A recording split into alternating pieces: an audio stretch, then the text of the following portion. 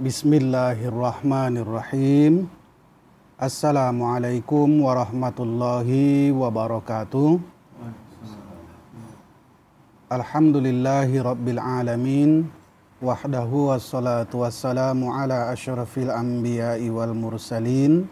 Sayyidina wa maulana Muhammadin wa ala alihi wa sahbihi wasallam ajma'in. Alhamdulillah, marilah kita bersyukur kepada Allah Subhanahu wa Ta'ala yang terus-menerus memberikan kita rahmat dan karunia yang tiada terhingga. Salawat dan salam kita sampaikan keharibaan Nabi kita besar Muhammad sallallahu alaihi wasallam. Allahumma salli ala Sayyidina Muhammad wa ala ali Sayyidina Muhammad. Sahabat Taubi, jumpa lagi dengan saya Wa'ngah. Apa kabar sahabat Taubi semuanya? Alhamdulillah. Baiklah para sahabat Taubi, pada kesempatan kali ini kita akan berdiskusi mengenai sejarah Nabi Musa alaihissalam. Baiklah, mari kita buka diskusi kita dengan lafaz basmalah. Bismillahirrahmanirrahim. Sahabat Taubi, Nabi Musa ini adalah merupakan nabi dan rasul yang wajib dipercayai dan diyakini oleh umat Islam dan bahagian daripada 25 nabi dan rasul. Dan Nabi Musa ini juga merupakan rasul ulul azmi, artinya yang diberikan beban yang sangat berat kepadanya.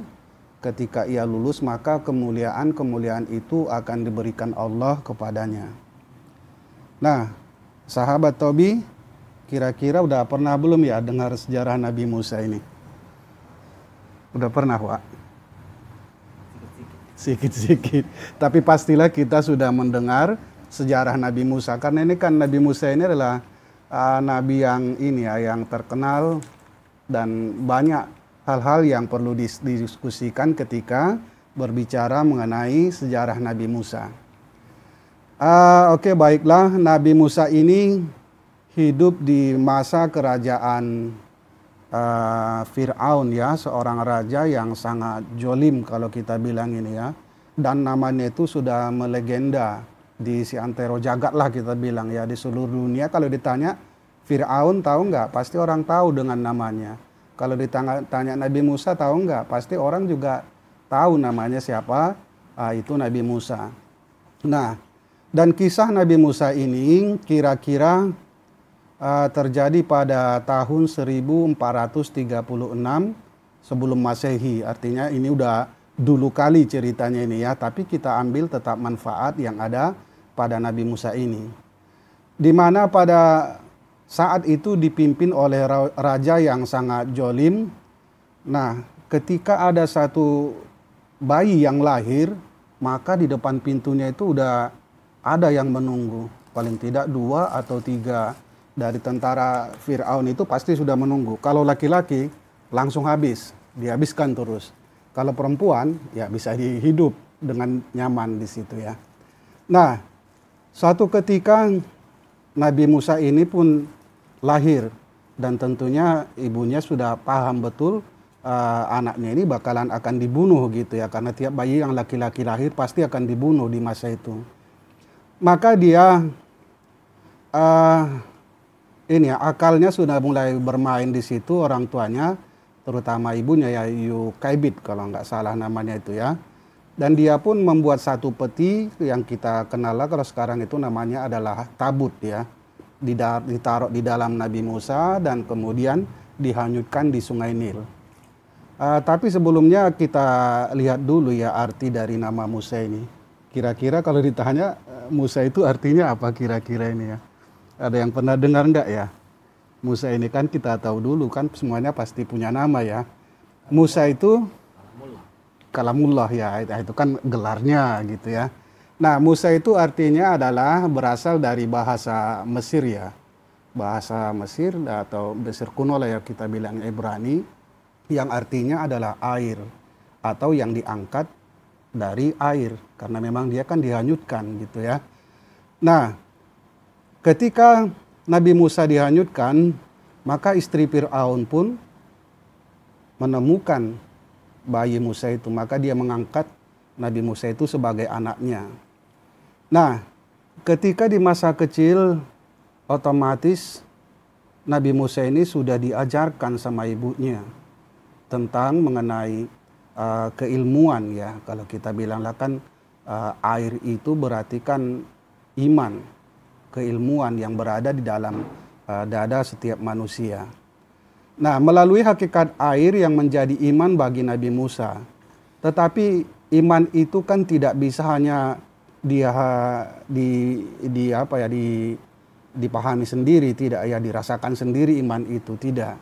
Maka dia harus ditablikkan, disampaikan iman itu atau dikalam-kalamkan iman yang ada di dalam dada kepada khalayak gitu, pada masyarakat pada saat itu. Karena di masa Nabi Musa itu kan tantangannya cukup besar, terutama di kalangan Bani Israel juga yang tertindas, dan juga dengan Fir'aun yang begitu kuat, yang begitu jolim, dan mengangkat dirinya bahkan sebagai Tuhan pada saat itu.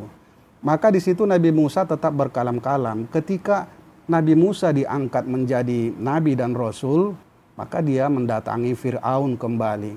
Nah, disinilah terjadi dialog antara Nabi Musa dengan Fir'aun. Berlaga argumen kalau kita bilang itu ya. Sisi logikanya mulai digunakan di situ. Dan di situ Allah telah menukilkan dialog antara Nabi Musa dengan Fir'aun mengenai tauhid. Di dalam Quran As-Su'ara ayat 23 dan 28, Allah Subhanahu wa taala berfirman, "Qala Fir'aun wa ma rabbul alamin? Qala rabbus samawati wal ard wa ma bainahuma in kuntum muqinin. Qala liman haulahu ala tastami'un. Qala rabbukum wa rabbu abaikumul awwalin. Qala inna rasulakumul ladzi ursila ilaikum lamajnun. Qala rabbul masyriqi wal maghrib wa ma bainahuma in kuntum ta'qilun." Fir'aun bertanya, "Siapa Tuhan semesta alam itu?" Musa menjawab, "Tuhan pencipta langit dan bumi dan apa-apa yang diantara keduanya. Itulah Tuhan kalian. Jika kalian orang-orang," maksudnya di sini ya, "mempercayainya." Berkata Fir'aun kepada orang-orang yang di sekelilingnya, "Apakah kalian tidak mendengarkan?" Musa berkata pula, "Tuhan kalian dan Tuhan nenek moyang kalian yang dahulu." Fir'aun berkata, "Sesungguhnya Rasul kalian yang diutus kepada kamu sekalian benar-benar orang gila." Musa berkata, "Tuhan yang menguasai timur dan barat dan apa yang ada di antara keduanya. Itulah Tuhan kalian jika kalian menggunakan atau mempergunakan akalnya." Sahabat Tobi, ternyata dialog antara Nabi Musa dan Fir'aun ini tetap tidak menghasilkan untuk sadar bagi Fir'aun, karena sisi sisi kebandelannya Fir'aun ini udah lumayan mendalam gitu ya, hingga dia tidak lagi mengenal dirinya. Tetapi Fir'aun tetap membangkang dan melupakan hakikat dirinya sebagai manusia. Sahabat Taubi, sebagai kesimpulan bahwa Nabi Musa hidup di masa Fir'aun yang zalim dan menyampaikan ajaran tauhid kepadanya.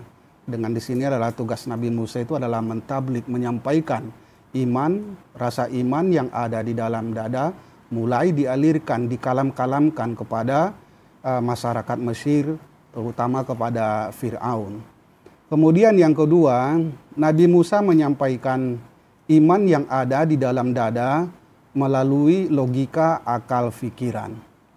Sahabat Tobi, segala silap kata dalam penyampaian mohon kiranya untuk dimaafkan, dan kepada Allah juga kita minta tolong dan minta ampun. Wallahu a'lam bisawab. Marilah kita tutup diskusi kita dengan lafaz hamdalah. Alhamdulillahi rabbil alamin. Inna lillahi wa inna ilaihi raji'un. Wassalamualaikum warahmatullahi wabarakatuh.